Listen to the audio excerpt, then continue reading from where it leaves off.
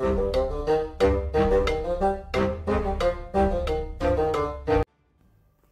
and welcome to the Critically Kudos on a Monk, and today, yes, we are in Age of Mythology Retold.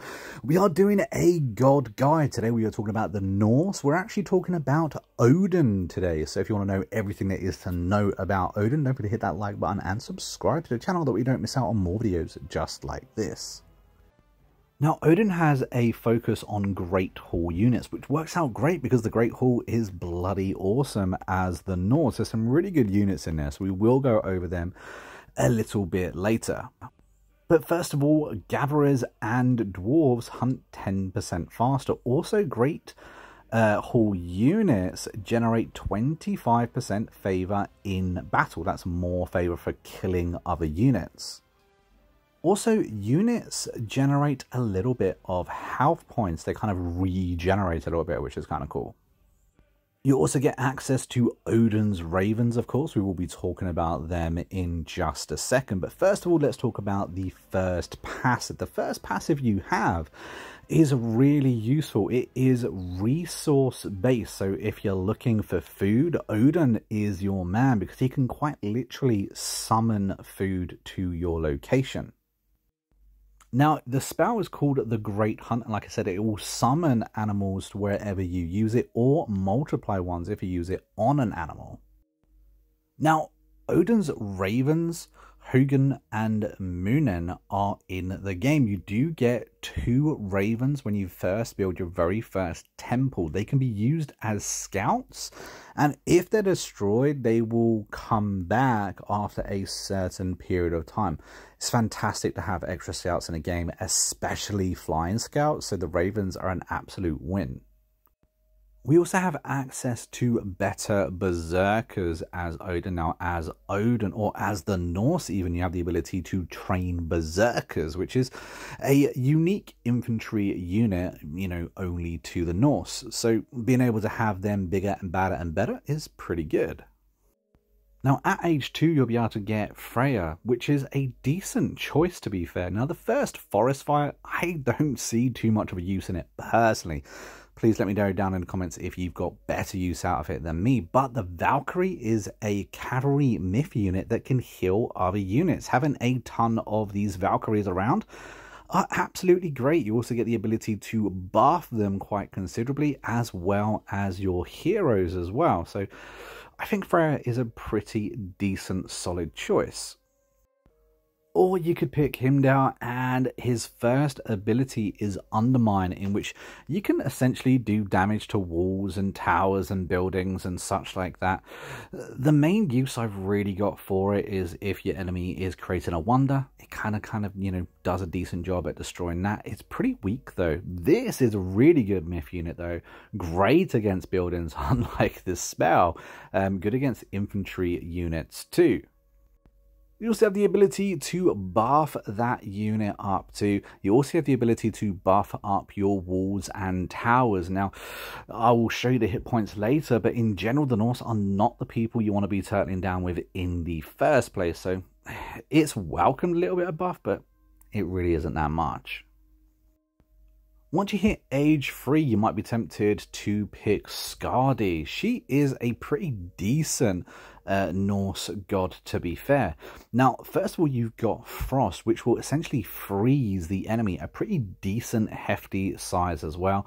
Now, those frozen units are pretty immortal. You can do damage, but it's more to slow them down.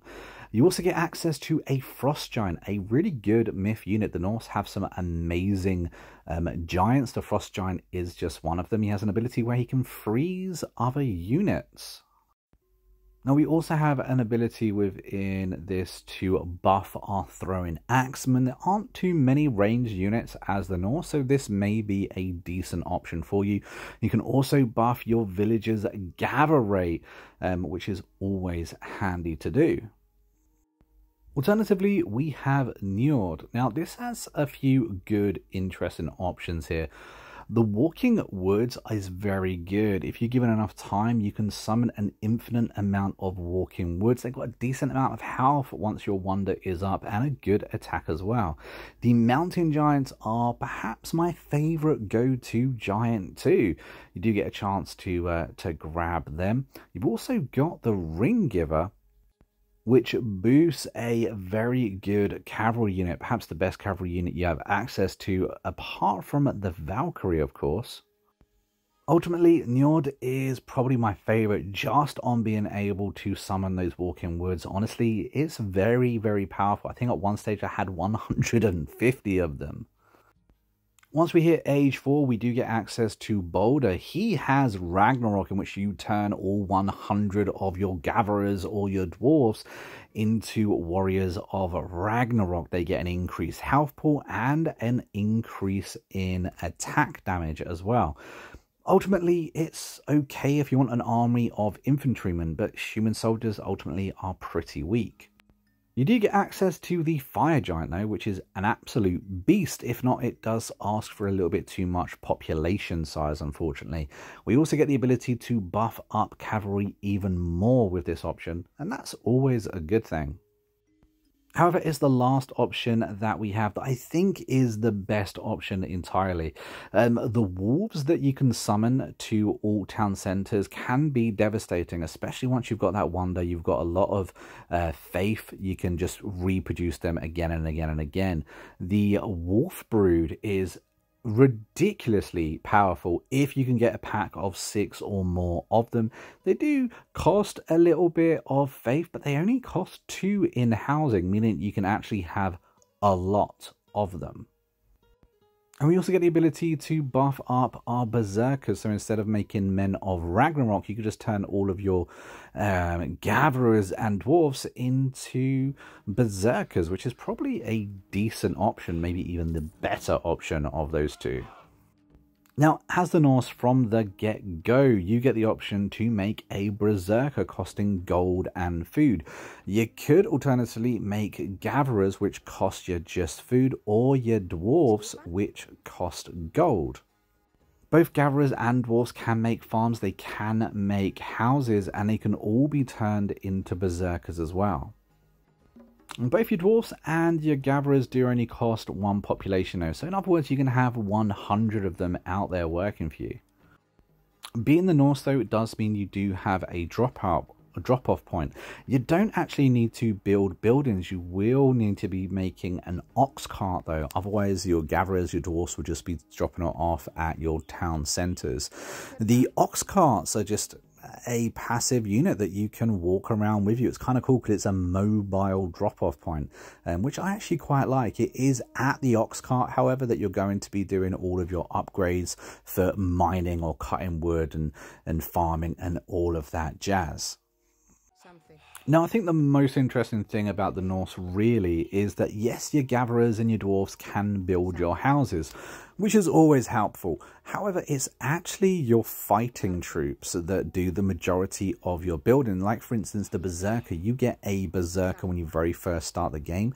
He has access to every single building, essentially, that you can build. So as you go up the ages, it's going to be the Berserker or the fighting troops, the human troops that you're going to be doing all of your building with, which is an interesting touch and a change, because what it means is when you're attacking troops, attacking enemy compounds, you can make basically a forward operating base just by a single Berserker, or of course your heroes. All heroes are human units and they can also do all of the building for you, and of course it's those heroes that are going to be picking up those artifacts around the map too. One thing I would also mention is your Berserker that is your main scout. You use him as your main scout. Obviously, Odin does get access to those ravens. Now, I mentioned about turtling down with the Norse. Don't do it. As you can see, those wolves only get 1 upgrade and they have horrendous HP. However, there was 2 units that I wanted to go over. Now, the Valkyrie is a unit that obviously you're only going to get if you pick that option. If you go as Odin, though, I would recommend the Valkyries. They're really, really good units. However, it's the Gordy, which you can build in the Great Hall, which is fabulous. They are a ranged unit. They are a hero, which means they're great against myth units. And they're basically the counter to any other race that has aerial units, because they're one of the only ranged units you get playing as the Norse. And as most flying units are actually myth units, the Gordy, being heroes, has a good old counter to them. Now I want to take a second and talk about the Walking Woods. It is a great god power. You target any woods and you can essentially turn them alive, and they're alive and kicking and ready to win battles for you. You do get 7 of these Walking Woods every time you use it.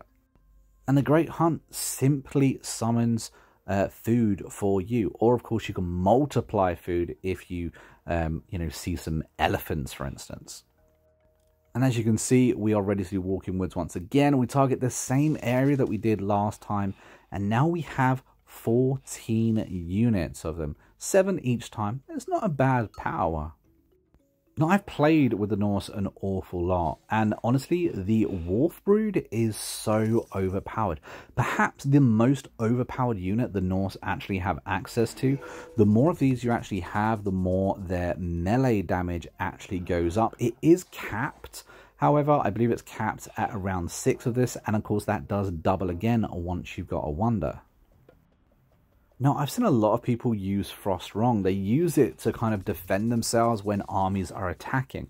I actually think it's much better to be used when you're trying to annoy the other AI or opponent, when they're trying to do something, when they have a load of gatherers, for instance, maybe they're building a wonder, just to freeze them, stop them doing what they're doing, stop them progressing. It lasts for around a minute, and of course once you've got your wonder up, you can rinse and repeat this pretty often. Let's talk about Ragnarok.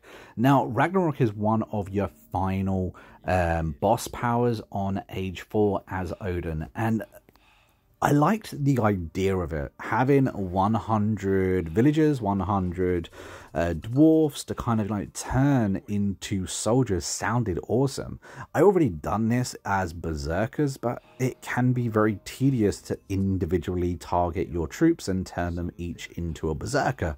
Being able to use Ragnarok straight away, turning all villager on the map, it's not just the areas, every villager, every gatherer, or dwarf you have on the map, it turns, and that's pretty awesome. They are also all heroes, but in reality infantry units just aren't gonna cut it.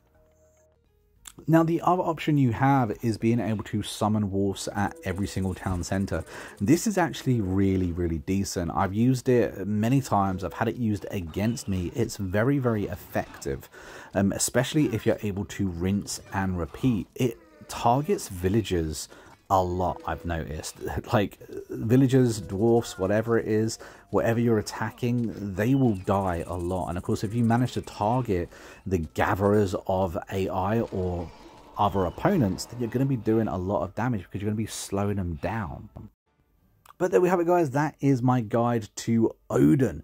Odin ultimately is a pretty decent character if you use it wisely. I kind of feel that he doesn't have any of those big 1 KO hitters at the end, you know, the big god powers, and I think that kind of hurts him a little bit. However, Odin's still a pretty decent dude, and being able to have those crows to scout the entire map for you, I kind of like. Not to mention, he's also a great god if you want to go down that cavalry route. You really do have a good ability to buff up your cavalry and double that down with Valkyrie as well, and you've got a pretty impressive army. But until next time, I've been a monk who's been incredibly curious, and I will see you in the next video real soon. Until then, take it easy and happy gaming.